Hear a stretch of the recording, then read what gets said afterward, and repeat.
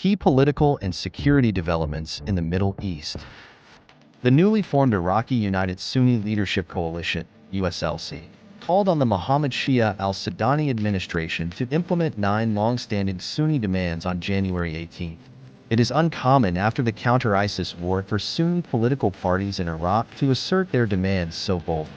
The demands include amending the general amnesty law to free innocent Iraqis who were arrested based on false statements made by secret informants, returning displaced individuals to Jerf al-Sakr and al-Ajah, revealing the fate of missing individuals and compensating the families of these individuals, dissolving the Accountability and Justice Commission and transferring its responsibilities to the Independent High Electoral Commission and the Federal Service Council, ending the militarization of cities, removing the Popular Mobilization Forces, PMF, from cities, and transferring security responsibilities to the Interior Ministry, closing economic offices affiliated with the PMF in provinces that the Islamic State of Iraq and Syria, ISIS, once controlled, creating a balance between political and military institutions affiliated with the Iraqi federal government, closing security checkpoints in provinces that were previously taken over by ISIS, compensating individuals who were harmed during military operations against ISIS. Iraqi Sunnis have held many of these demands since before the U.S. withdrawal in 2011. Iraqi Sunnis have demanded the dissolution of the Accountability and Justice Committee since before December 2011, for example. In reality, however, the Shia Coordination Framework, a coalition of Iranian-backed Shia political parties, has weaponized the Accountability and Justice Commission to sideline political opposition. Other demands, such as the demand to return displaced individuals to Jerf al-Sakr and al-Ajah, stem from after the defeat of ISIS. Jerf al-Sakr is a former Sunni town that Iranian-backed Shia forces recaptured from ISIS in October 2014. Kataib Hezbollah subsequently occupied the town and prevented the residents from returning, which was an act of sectarian cleansing. Kataib Hezbollah does not allow the Iraqi federal government access to Jerf al-Sakr, which means that the Iraqi government does not have control over the town. Al-Ajah is a town located south of Tikrit, Salah al-Din province, and is the hometown of Saddam Hussein. The Popular Mobilization Forces, which includes a large number of Iranian-backed Iraqi militias, has prevented residents who fled from al-Ajah during the fight against ISIS from returning home. A member of Iranian-backed Iraqi militia Kataib Imam Ali claimed in an interview in March 2023 that residents of al-Ajah joined the Islamic State and committed massacres in the area. They are loyalists of Saddam who joined the terrorists to avenge his death, so their return is not possible. This, too, is an act of sectarian cleansing. It is unlikely that the United Sunni Leadership Coalition, USLC, will be able to achieve most or all of these demands. The coalition therefore likely published these demands to rally support from Iraqi Sunnis ahead of the October 2025 parliamentary elections. The Iranian-backed Shia Coordination Framework currently controls the Iraqi parliament, and it is therefore unlikely that the USLC will be able to achieve these demands through the political process. Iranian-backed Iraqi militias will also almost certainly resist concession on the demands, particularly the demands that call on them to reduce their military presence in Sunni and urban areas. The Iraqi parliamentary leadership placed an amendment that appears to benefit Kurdish political parties on the parliamentary agenda for January 19, likely to try to ensure that Kurdish political parties attend parliament on January 19. The participation of Kurdish parties in parliament on January 19 would make it more difficult for Sunni parties to prevent a quorum. The Sunni parties previously prevented quorum on January 15, possibly to avoid a vote on the intelligence service law. Parliament is scheduled to vote on the First Amendment of the federal budget law on January 19. This amendment would increase the Iraqi federal government's compensation for oil production in the Iraqi Kurdistan region, IKR, from $6 to $16 in return for the Kurdistan Regional Government, KRG, resuming oil exports. The Israeli government approved the Israel-Hamas ceasefire hostage deal on January 18. The ceasefire will go into effect at 1:30 a.m. Eastern Time on January 19, and the release of Israeli hostages will start at 9:30 a.m. Eastern Time on January 19. Unspecified security sources cited by Israeli Army Radio stated that Israel estimates that 25 out of the 33 hostages Hamas will release in the first phase of the deal are alive. Hamas is expected to release 3 hostages on January 19th and release the other 30 hostages every subsequent Saturday until March 1st. An unspecified Israeli official said that Hamas has not provided the names of the 3 hostages to Israel for the January 19th exchange, as stipulated under the agreement. The official warned that Israel would not move forward with the prisoner hostage exchange if Hamas fails to provide the list prior to the deadline. Israeli media said that Israel will release 1,904 Palestinian prisoners in the first phase of the ceasefire deal. Israeli National Security Minister Itamar Ben-Gvir resigned on January 18 after the Israeli government approved the ceasefire deal.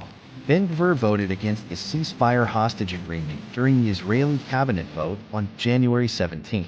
Ben-Gvir stated that he would return to his position if the war eventually resumes. Gvir also called on Israeli Finance Minister Bezalel Smotrich to resign. The Palestinian Authority, PA, seeks to lead post-war governance in the Gaza Strip, but assuming governing authority will almost certainly require a military confrontation with Hamas. PA President Mahmoud Abbas's office stated on January 17 that the PA holds legal and political jurisdiction over the Gaza Strip as the recognized governing authority of the Palestinian territories and is prepared to deploy administrative and security teams to the Gaza Strip. The ceasefire agreement does not task the PA with governing the Strip, nor does the ceasefire discuss post-war governance in any capacity. PA Prime Minister Mohammed Mustafa separately stated on January 18 that the PA has a 100-day plan for after the ceasefire goes into effect. IDF operations have destroyed Hamas as a military organization, but small Hamas cells will remain capable of resisting a PA takeover after the IDF leaves. These cells are presumably organized on personal and social ties and not institutionalized in a quasi-military structure like existed immediately after October 7, 2023. The PA and Hamas have repeatedly discussed post-war governance since the October 7 war began, including the formation of an independent civilian committee to manage civilian affairs. Hamas would almost certainly attempt to resist or subvert any PA takeover in the Gaza Strip unless Hamas is prevented by force from doing so. Hamas cells cannot defeat PA security forces in battles at this time, but the PA would need to seek out and destroy these Hamas cells to prevent Hamas from gradually rebuilding and overthrowing the PA's new authority. The US-backed Syrian Democratic Forces, SDF, is reportedly continuing to pursue a decentralized government against Turkish and Hayat Tahrir al-Sham, HTS, pressure. A Deir Ez Zor-based journalist reported that SDF leadership met with representatives from Raqqa in an attempt to secure their support for a decentralized government in exchange for increased governing authorities. Turkey has threatened to launch a full-scale military operation against the SDF since December 2024 as part of an effort to coerce the SDF to disarm. HTS has supported this Turkish effort. SDF commander Mazlum Abdi has maintained that he seeks a decentralized administration and wants the SDF to integrate into the Syrian Defense Ministry as a military bloc, rather than on an individual level. The SDF's outreach to Raqqa may be an attempt to secure local Arab support ahead of a potential Turkish and Turkish-backed Syrian National Army (SNA) attack into SDF territory. The Raqqa representatives present rejected the SDF's offer and emphasized the unity and sovereignty of Syrian territory. The representatives called for a conference with other groups in SDF-controlled territory to address popular demands. Arab communities under SDF control in Raqqa, Hasaka, and Deir Ez Zor have defected from the SDF and called for an end to SDF rule since the fall of the Assad regime on December 8. CPPISW has not observed other Syrian reports about this meeting, which suggests that this source may have unique access.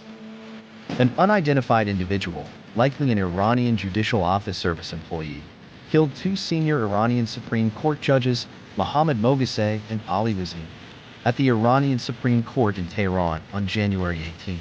The suspect reportedly fled the scene and later committed suicide.